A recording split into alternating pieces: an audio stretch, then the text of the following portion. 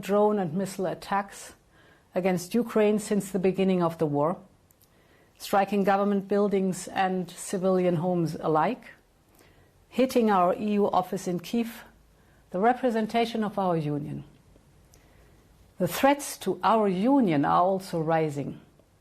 In the last 2 weeks, Russian Shahid drones have violated our union's airspace, both in Poland and in Romania. These are not the actions of someone who wants peace. Again and again, President Putin has escalated, and in response, Europe is increasing its pressure.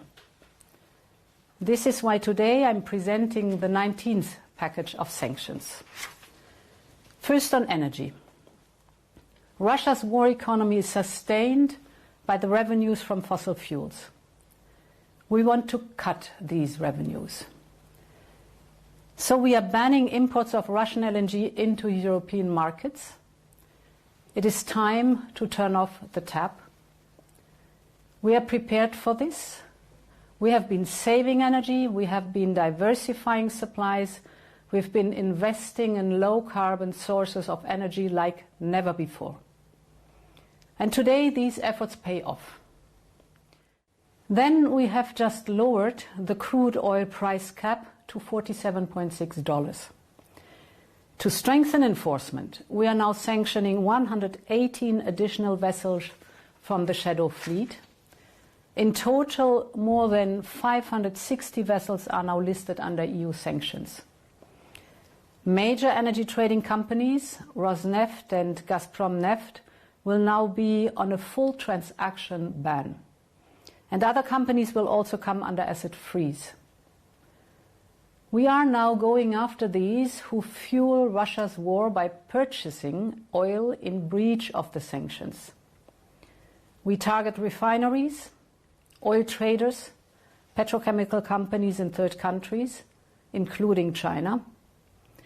In 3 years, oil revenues from Russia have gone down in Europe by more than 90%. Now we're turning that page for good. My second point. We're targeting the financial loopholes which Russia uses to evade sanctions. We're putting a transaction ban on additional banks in Russia and on banks in third countries. We're stepping up our crackdown on circumvention. As evasion tactics grow more and more sophisticated, our sanctions will adapt to stay ahead. Therefore, for the first time, our restrictive measures will hit crypto platforms and prohibit transactions in cryptocurrencies. We're listing foreign banks connected to Russian alternative payment service systems, and we are restricting transactions with entities in special economic zones. Coming to my third point. We add new direct export restrictions for items and technologies used on the battlefield. We also list 45 companies in Russia and third countries. These companies have been providing direct or indirect support to the Russian military-industrial complex. In a war driven by innovation, cutting off Russia's access to key technologies is crucial, above all when it comes to drones. Our economic analysis is clear. Our sanctions are severely affecting the Russian economy. The interest rate is at 17%. Inflation is persistingly high. Russian access to finances and revenues are consistently decreasing. And Russia's overheated war economy is coming to its limit. Even more interesting is that when speaking directly with partners that speak to Russians, they say that among the first Russian request is sanction relief. So we know that our sanctions are an effective tool of economic pressure.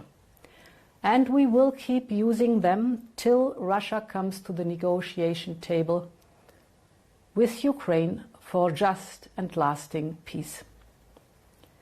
In parallel, as I announced last week, we are working on a new solution to finance Ukraine's defense efforts. This is based on the immobilized Russian assets. We must be very clear, this is Russia's war, and the perpetrator must pay for it. With the cash balances associated to these Russian assets, we can provide Ukraine with a reparations loan. The assets themselves will not be touched, and the risk will have to be carried collectively. Ukraine will only pay back the loan once Russia pays reparations. We will come forward with a proposal soon. Finally, we are aligning our sanctions with our G7 partners. This is under the steer of the Canadian presidency. And to support Ukraine in its fight for freedom, we are also working in lockstep with a coalition of the willing. Europe has been by Ukraine's side from the very beginning. And faced with Russia's escalation, Europe stepped up to the challenge. We will continue to use all the tools at our disposal to bring this brutal war to an end. I now call on member states to quickly endorse these new sanctions. We want Russia to leave the battlefield and come to the negotiation table. And this is the way to give peace a real chance. Thank you.